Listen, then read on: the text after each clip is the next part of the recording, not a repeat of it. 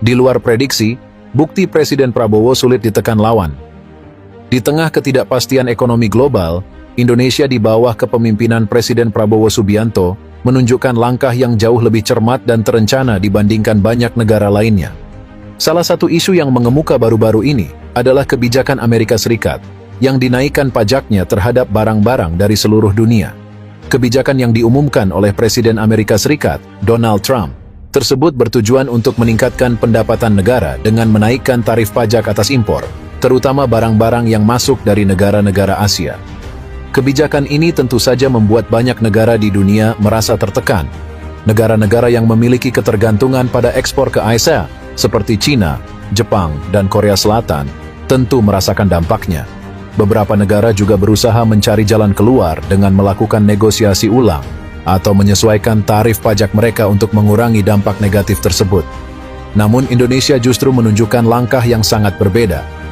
Di bawah kepemimpinan Presiden Prabowo, Indonesia tidak hanya mampu bertahan, tetapi bahkan memanfaatkan situasi ini untuk memperkuat perekonomiannya. Salah satu langkah besar yang diambil oleh Presiden Prabowo adalah menghentikan impor sejumlah barang dari luar negeri. Langkah ini tentu saja bukan keputusan yang diambil dengan mudah, mengingat Indonesia sendiri sangat bergantung pada barang-barang impor, terutama untuk kebutuhan industri dan konsumsi domestik. Namun Prabowo dan tim ekonominya telah menilai dengan cermat bahwa kebijakan ini dapat menjadi cara yang efektif untuk mengurangi ketergantungan pada barang luar negeri dan memotivasi sektor-sektor industri dalam negeri untuk meningkatkan produksi mereka sendiri. Dengan adanya kebijakan tarif pajak yang tinggi dari ADAS, Prabowo melihat bahwa jika Indonesia terus bergantung pada impor barang-barang dari luar negeri, maka harga barang-barang tersebut akan semakin mahal. Ini tentu akan mempengaruhi daya beli masyarakat Indonesia, terutama bagi mereka yang berasal dari kalangan menengah ke bawah. Untuk itu, menghentikan impor sejumlah barang adalah langkah yang sangat strategis. Keputusan untuk menghentikan impor beberapa barang tersebut bukan tanpa risikonya. Indonesia harus memastikan bahwa barang-barang yang sebelumnya diimpor dapat diproduksi secara domestik dengan kualitas yang setara atau bahkan lebih baik. Tentu saja, ini membutuhkan waktu, investasi dalam pengembangan industri dalam negeri, serta kebijakan yang mendukung sektor-sektor industri tersebut agar dapat bersaing dengan produk impor.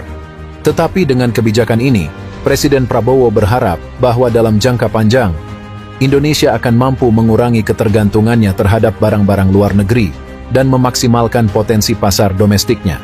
Keputusan Presiden Prabowo untuk menghentikan impor sejumlah barang tentu memiliki dampak ekonomi yang luas.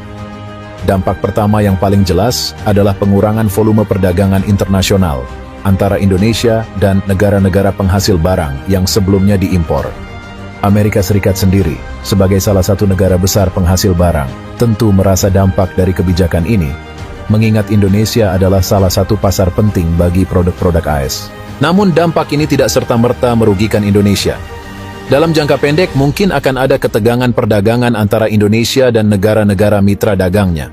Tetapi Indonesia memiliki potensi pasar domestik yang sangat besar, yang jika digali dengan tepat, akan mampu mendongkrak perekonomian Indonesia ke level yang lebih tinggi. Dengan mengurangi ketergantungan pada barang-barang impor, Indonesia bisa menghemat devisa dan menciptakan peluang bagi industri lokal untuk berkembang. Bagi Amerika Serikat, kebijakan Presiden Prabowo ini tentu menimbulkan kekhawatiran. Pasalnya, Asia Tenggara, termasuk Indonesia, adalah salah satu pasar terbesar bagi produk-produk Amerika. Jika Indonesia menghentikan impor dari Amerika Serikat, maka Amerika Serikat berpotensi kehilangan salah satu pasar penting di kawasan ini. Oleh karena itu, kebijakan yang diambil oleh Prabowo juga membuat Amerika Serikat mulai memikirkan ulang strategi ekonomi mereka di kawasan Asia Tenggara. Namun langkah Prabowo ini bukan hanya tentang menanggapi kebijakan ALC semata. Ini adalah bagian dari visi yang lebih besar untuk menjadikan Indonesia sebagai negara yang lebih mandiri secara ekonomi. Indonesia ingin mengurangi ketergantungan pada negara-negara besar dan meningkatkan kapasitas produksinya sendiri. Langkah ini merupakan bagian dari upaya untuk memperkuat industri domestik, meningkatkan jumlah lapangan kerja, dan menciptakan perekonomian yang lebih inklusif. Salah satu tujuan utama dari penghentian impor barang adalah untuk memberikan ruang bagi industri dalam negeri untuk berkembang.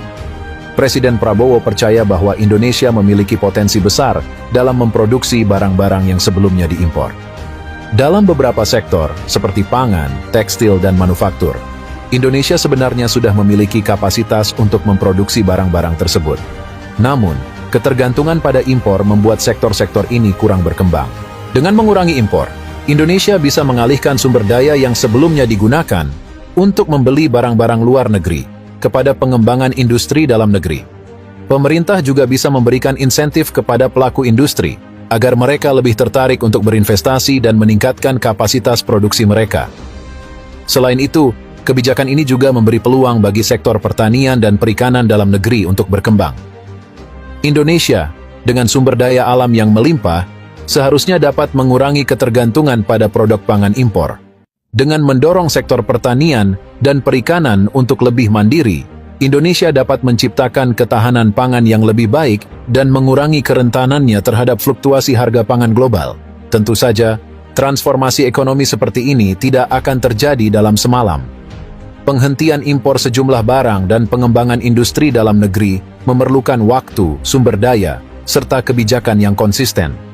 Salah satu tantangan utama adalah memastikan bahwa sektor industri dalam negeri memiliki daya saing yang cukup tinggi untuk dapat bersaing dengan barang-barang impor yang lebih murah. Untuk itu, Presiden Prabowo harus memastikan bahwa sektor industri Indonesia terus melakukan inovasi dan perbaikan kualitas.